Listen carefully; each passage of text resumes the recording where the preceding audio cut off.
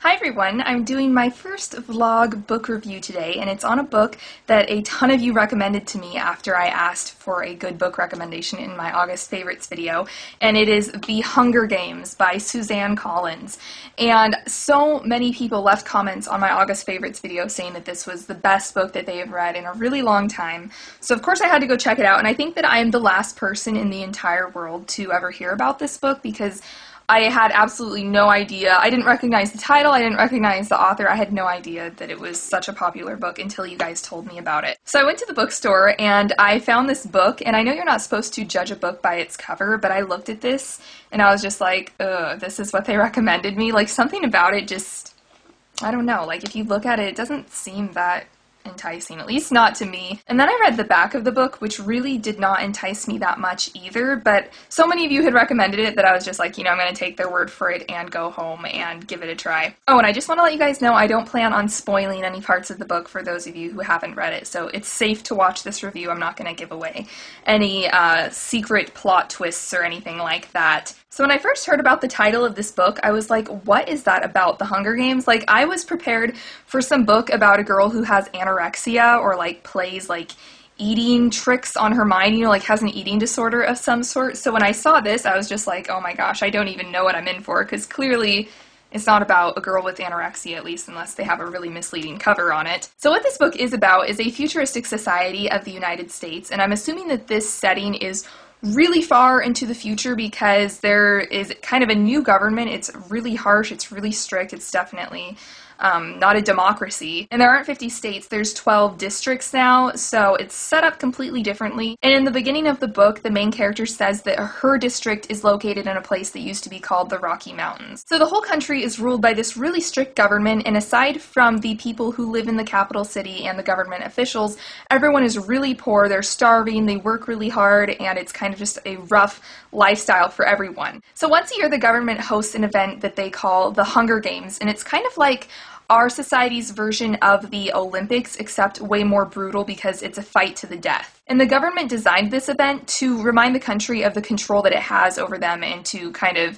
remind them that they shouldn't try to overthrow the government because they're powerful enough to host an event and make people kill each other. And the contestants for the event are all kids from the ages of 12 to 18. And how they draw the contestants is there are 12 districts, and so they draw 2 from each district, so there's 24 in total. And from each district they choose one boy and one girl. And the participants are chosen at random, but there are ways to increase your chances of being drawn. I'm not going to go into that. It's kind of confusing for just a brief review. So anyway, the main character is chosen to go to the Hunger Games, and it is a fight to the death. Only one person can win of the 24.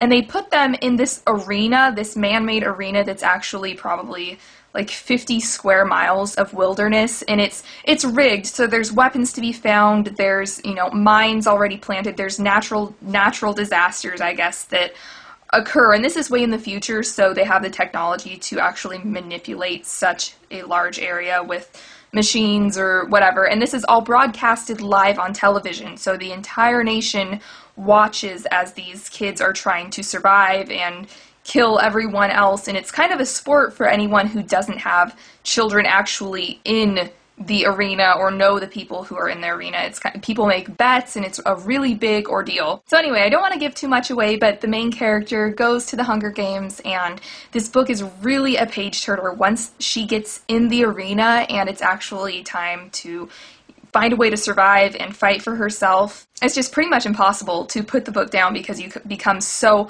absorbed in it. And I think a big reason why I was so hooked into this book is she makes friends with other contestants in the Hunger Games and forms alliances, and you start rooting for more than one person, but only one person can be left standing at the end if they have to fight to the death until one of the 24 lives. So you have no idea how it's going to turn out because suddenly you want, you know, 2 or 3 people to survive, and it's a really good book. So I highly recommend it. I've actually already read the second book in the trilogy. There's a third one that just came out.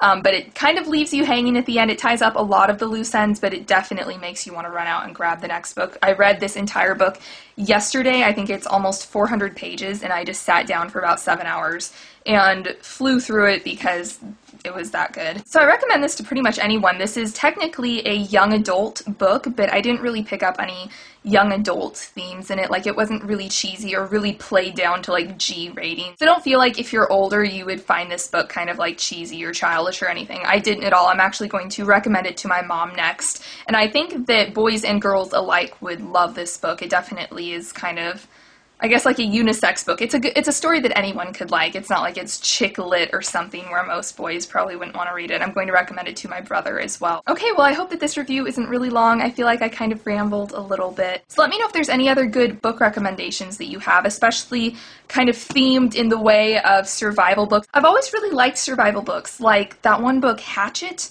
I don't remember who wrote it, but it's like the plane crashes and then you have to survive on the island, stuff like that. I've always really liked stories like that. Okay, I'm gonna go now, so I will talk to you guys later.